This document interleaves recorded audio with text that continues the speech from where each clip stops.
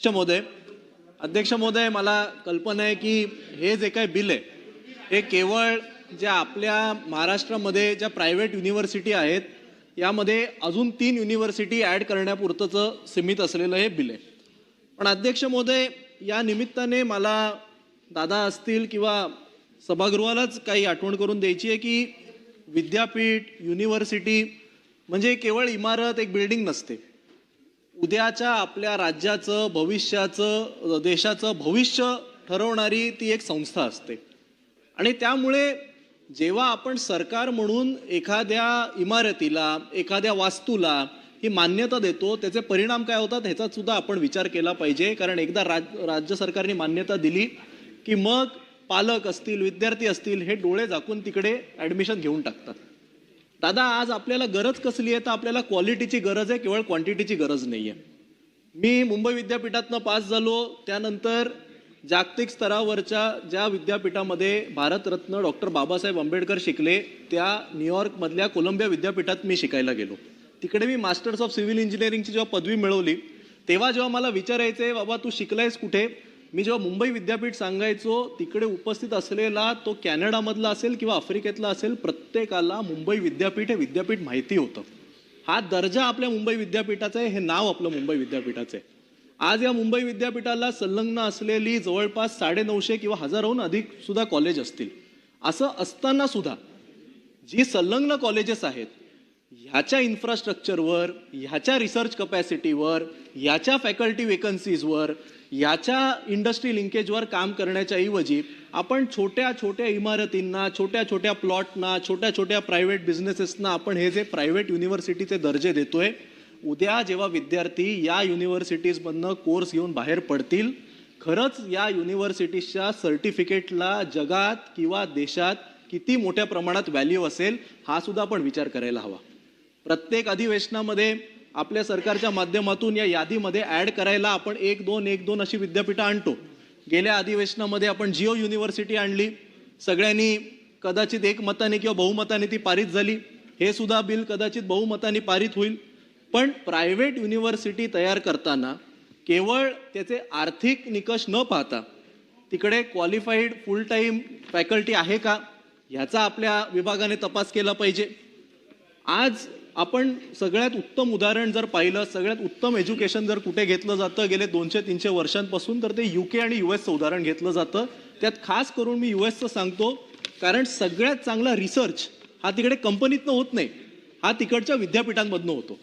तुम्ही इंटरनेट म्हणा, गुगल म्हणा, स्पेस वेगवेगळ्या सिस्टीम्स म्हणा, या सगळ्याचं पहिलं संशोधन केंद्र ही तिकडची विद्यापीठं होती.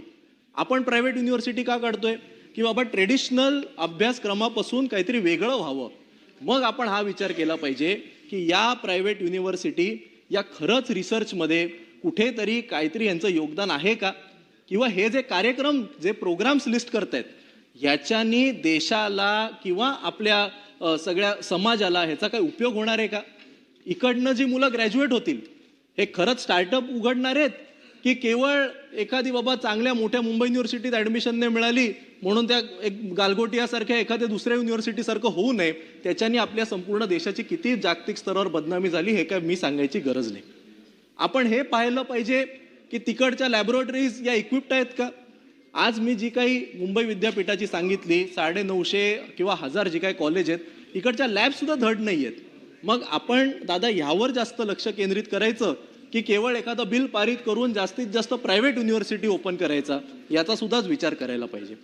आपण हे करत असताना माझी अजून एक सूचना आहे, अजून एक विनंती आहे की इंडस्ट्रीसोबत लिंकेज. जे विद्यार्थी महाराष्ट्र सरकारने पारित केलं, महाराष्ट्र सरकारने मान्यता दिली म्हणून जे विद्यार्थी या युनिव्हर्सिटीजमध्ये ॲडमिशन घेणार आहेत, उद्या त्यांच्या नोकऱ्यांचं काय. ज्या चांगल्या सगळ्यात मोठ्या प्रायव्हेट युनिव्हर्सिटीज आज देशामध्ये आहेत, मग बिट्स म्हणा, मणिपाल म्हणा, अशोक म्हणा, याच मोठ्या का मानल्या जातात.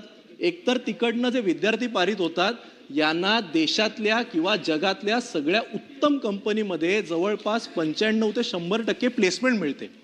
त्यांची पॅकेजेस ही 25 लाख, 50 लाख, 1-1 करोडापासून चालू होतात. म्हणून त्यांना पब्लिक युनिव्हर्सिटीच्या सुद्धा वरती प्राधान्य दिलं जातं. आपण ज्या या प्रायव्हेट युनिव्हर्सिटीज देतोय यांनी नक्की इंडस्ट्री सोबत लिंकेज केलेला आहे का, यांचे जे अभ्यासक्रम आहेत हे इंडस्ट्रीला जे गरज आहे त्याच्याकरता स्किल्सची बेस्ड आहेत का, त्याच्याशी संलग्न आहेत का, हा सुद्धा आपल्या विभागाने या सगळ्यांना मान्यता देण्याच्या आधी विचार करायला पाहिजे. आणि या ज्या प्रायव्हेट युनिव्हर्सिटीज आहेत या केवळ बाबा श्रीमंतांना साध्या चांगल्या कॉलेजमध्ये ॲडमिशन मिळत नाही म्हणून या इथे आपण ॲडमिशन घ्यायची असं होता कामा नये, किंवा गरिबांची मुलं इकडे कधी जाऊच शकणार नाही. आपला या सगळ्याच्या फी स्ट्रक्चरवर सुद्धा कंट्रोल असेल का? एखादा ऑल्टरनेटिव्ह कोर्स जर आपण या विद्यापीठात सुरू केला आणि एखाद्या शेतकऱ्याच्या गरिबाच्या मुलाला जर तिकडे ॲडमिशन घ्यायची असेल आणि मग जर त्याला ती परवडत नसेल तर मग राज्य सरकार म्हणून आपण यावर काय कुठले आपण कसं नियंत्रण राबवणार याचा सुद्धा विचार मला वाटतं दादा हा आपण केला पाहिजे.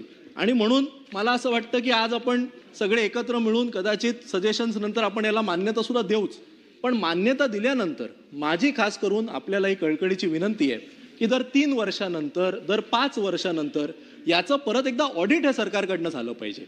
या ऑडिटमध्ये आपण तपासलं पाहिजे की ज्या विद्यापीठांना आपण सरकार म्हणून सभागृह म्हणून आपण मान्यता दिली यांनी नॅक ॲग्रिडेशन घेतलं का? नॅक ॲग्रिडेशनचं सुद्धा एक स्टँडर्ड असलं पाहिजे. सी ग्रेड आणि बी ग्रेड असतील तर यांची मान्यता रद्द करा. यांना कंपल्सरी ए किंवा ए प्लसचं ॲग्रिडेशनचे स्टँडर्ड्स मेंटेन करायला लावा. यांचे तुम्ही दादा प्लेसमेंट चेक करा. जर यांचे 80% पेक्षा कमी प्लेसमेंट्स असतील तर यांची मान्यता रद्द करा. यांचा फॅकल्टी टू स्टुडंटचा रेशिओ चेक करा. जर असं होत असेल की केवळ टेम्पररी प्रोफेसर बोलवत आहेत आणि बाबा एक इंडस्ट्री सुरू आहे तर यांची मान्यता रद्द करा.